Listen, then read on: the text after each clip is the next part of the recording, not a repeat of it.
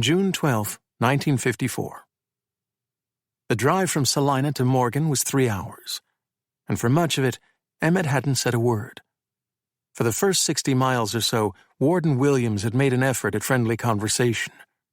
He had told a few stories about his childhood back east and asked a few questions about Emmett's on the farm. But this was the last they'd be together, and Emmett didn't see much sense in going into all of that now. So when they crossed the border from Kansas into Nebraska and the warden turned on the radio, Emmett stared out the window at the prairie, keeping his thoughts to himself. When they were 5 miles south of town, Emmett pointed through the windshield. "You take that next right. It'll be the White House about 4 miles down the road." The warden slowed his car and took the turn. They drove past the McCusker place, then the Andersons, with its matching pair of large red barns. A few minutes later, they could see Emmett's house standing beside a small grove of oak trees about 30 yards from the road. To Emmett, all the houses in this part of the country looked like they'd been dropped from the sky. The Watson house just looked like it had had a rougher landing. The roof line sagged on either side of the chimney, and the window frames were slanted just enough that half the windows wouldn't quite open and the other half wouldn't quite shut. In another moment, they'd be able to see how the paint had been shaken right off the clapboard. But when they got within 100 feet of the driveway, the warden pulled to the side of the road. "Emmett," he said, with his hands on the wheel, "before we drive in, there's something I'd like to say." That Warden Williams had something to say didn't come as much of a surprise. When Emmett had first arrived at Salina, the warden was a Hoosier named Ackerley, who wasn't inclined to put into words a piece of advice that could be delivered more efficiently with a stick. But Warden Williams was a modern man, with a master's degree and good intentions, and a framed photograph of Franklin D. Roosevelt hanging behind his desk. He had notions that he'd gathered from books and experience, and he had plenty of words at his disposal to turn them into counsel.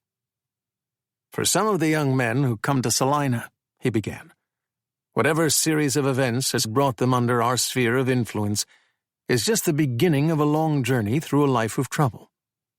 They're boys who were never given much sense of right or wrong as children, and who see little reason for learning it now.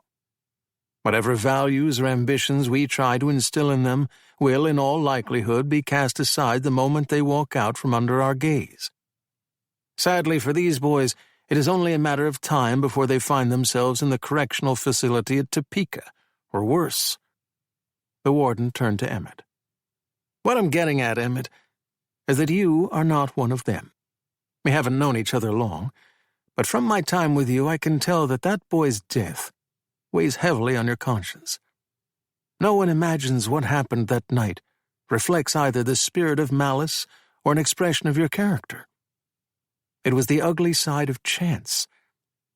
But as a civilized society, we ask that even those who have had an unintended hand in the misfortune of others pay some retribution.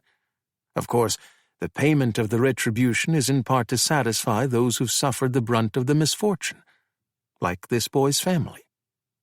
But we also require that it be paid for the benefit of the young man who was the agent of misfortune, so that by having the opportunity to pay his debt, he too can find some solace, some sense of atonement, and thus begin the process of renewal. Do you understand me, Emmett?" "I do, sir. I'm glad to hear it. I know you've got your brother to care for now, and the immediate future may seem daunting, but you're a bright young man, and you've got your whole life ahead of you. Having paid your debt in full, I just hope you'll make the most of your liberty." "That's what I intend to do, Warden." And in that moment, Emmett meant it, because he agreed with most of what the warden said. He knew in the strongest of terms that his whole life was ahead of him, and he knew that he needed to care for his brother. He knew, too, that he had been an agent of misfortune rather than its author. But he didn't agree that his debt had been paid in full.